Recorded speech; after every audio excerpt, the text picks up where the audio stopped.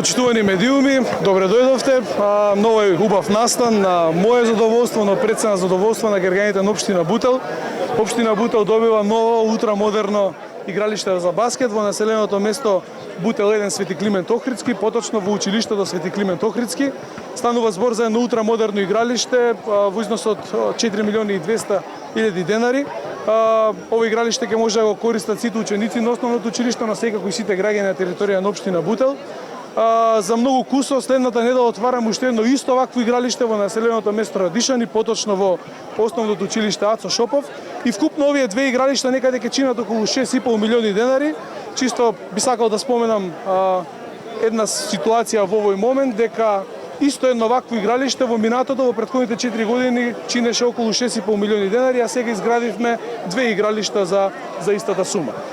Некаде за 3 недели од сега отвараме трето слично игралиште ново во населеното место Расадник и само за неколку месеци 3 ултрамодерни игралишта на територија на општина Бутел. Таа по својата структура е една од најспортските општини согласно успесите на територија на Македонија, но сега искрено јас и мојот тим се бориме да биде и по инфраструктура спортска една од најуспешните, но не само спортска и на секој начин инфраструктура. За многу кусо, на десетина метри од овој игралиште, од мене ќе почне изградба на новата градинка на територија на општина Бутел, која ќе го носи името по училиштето Свети Климент Охридски за нови 150 дечиња.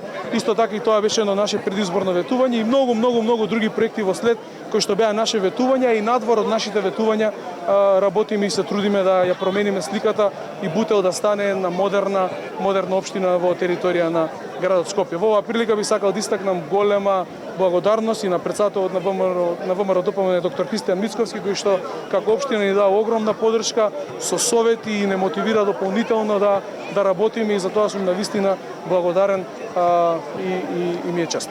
Така да во таа смисла да не должам премногу би било тоа по однос на овој денешен настан и уште еднаш голема благодарност за големото присуство на вас, новинарите на медиумите. Ви благодарам. Говорите?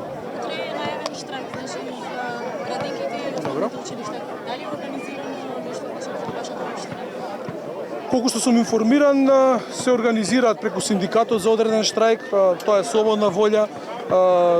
Штрајкот е, тоест протестите се или штрајковите се една основна алатка во едно демократско општество за да се изрази својот став и навистина не гледам тука проблем да некој штрајкува за одредено прашање, доколку смета дека може нешто да се подобри по однос на неговата состојба. Има ли план како ќе се згрижат децата во тој период? Сметат дека штрајкуваат и градија за помали деца? Бидејќи не сакам да се мешам навистина во овој штрајк, не ми е тоа работа, навистина не знам во колкав дел од наставниците и негователките ќе штрајкуваат, затоа не би можел да ви одговорам во оваа ситуација, но навистина сметам дека мене како градоначалник не ми е место да се мешам по однос на ваква ситуација кога станува збор за штрајк, дали е тоа градинки или во училиште. Благодарам.